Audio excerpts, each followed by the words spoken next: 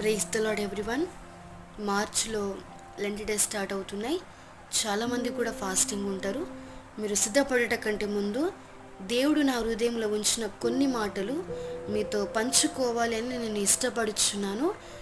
A time of reflection, how it reflects throughout our life. And దేవుని కుమారుడు ఏ విధంగా ఈ లోకంలో ఉన్నప్పుడు రిఫ్లెక్ట్ అయ్యేలా జీవించారు మనము గ్రహించుకుందాం. దేవుని కుమారుడు ఈ లోకంలో శిలువ మరణము ప్రయాణము గుండా వెలిచినప్పుడు అనేకులు ఎన్నో మాటలని దేవుని కుమారుణ్ణి నిందించి అపహాసించారు, అవమానించారు, తృణీకరించబడ్డాడు దేవుని కుమారుడు. అయినప్పటికీ కూడా మౌనంగా ఉండి తండ్రి ప్రేమను వెల్లడిపరచారు. ఆ సమయంలో ఆ విధముగా దేవుని కుమారుడు తండ్రి ప్రేమను రిఫ్లెక్ట్ చేశాడు. మరి దేవుని కుమారుడు మరణించరో లేదో అని అక్కడ ఉన్న భటుడు ప్రక్కల బల్లెపు పోటును పొడిచినప్పుడు అందులో నుంచి నీరు కారింది రక్తానికి బదులుగా. ఆ విధముగా అది చూసినప్పుడు భటుడు మారు మనసు పొంది రక్షణ పొందాడు. ఆ విధముగా దేవుని కుమారుడు తండ్రి ప్రేమను రిఫ్లెక్ట్ చేశాడు. సో మనం కూడా ఈ లెంట్ డేస్లో ఫాస్టింగ్ ఉన్నప్పుడు ఎన్నో ఛాలెంజెస్ ఫేస్ చేయాల్సి వస్తుంది. సిచ్యువేషన్స్ని బట్టి, మనుషులను బట్టి, లేక మన ప్రైవసీ లైఫ్లో కానీ మనము ఉంటున్న మన స్పిరిచువల్ లైఫ్లో కానీ ఎన్నో ఫేస్ చేయాల్సి వస్తుంది. సో ప్రతిదీ కూడా దేవుని చేతికి అప్పగించుకుందాం.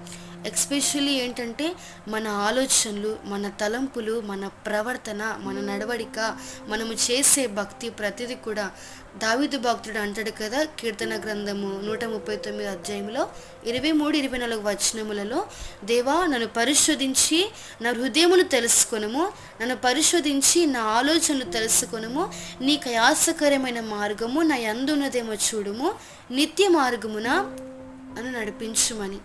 ఆ సమయంలో దేవుడే దావీదును పరిశీలించుటకు అప్పగించుకుంటున్నాడు. తన ఆలోచనలలో తన హృదయములలో కూడా ప్రతిదీ కూడా. సో మనం కూడా దావీదు వలె మన ప్రవర్తన విషయంలో దేవుడే మనల్ని పరిశీలించుటకు అప్పగించుకుందాం.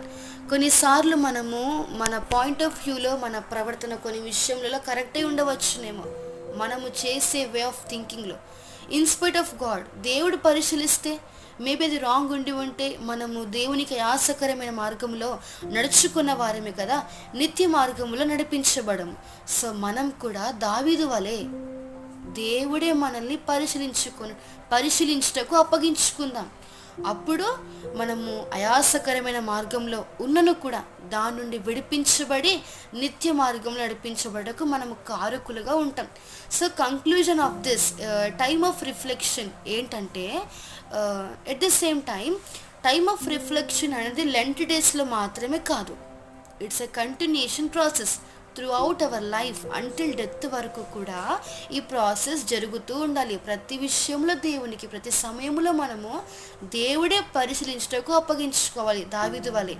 సో కంక్లూజన్ ఏంటి అంటే, how are we in front of God, ఏ విధముగా మనం దేవుని ఎదుట ఉన్నామో, ఎలా ఉంటున్నామో, ఆయాసకరమైన మార్గము ఉన్నను కూడా దేవుడు పరిశీలించుటకు అప్పగించుకుంటున్నామా లేదా అని మనల్ని మనము పరిశీలించుకుంటూ దేవుడు పరిశీలించుటకు అప్పగించుకుంటే ఖచ్చితంగా దేవుడు నిత్య మార్గంలో నడిపించుటకు సహాయం చేస్తాడు ఖచ్చితంగా.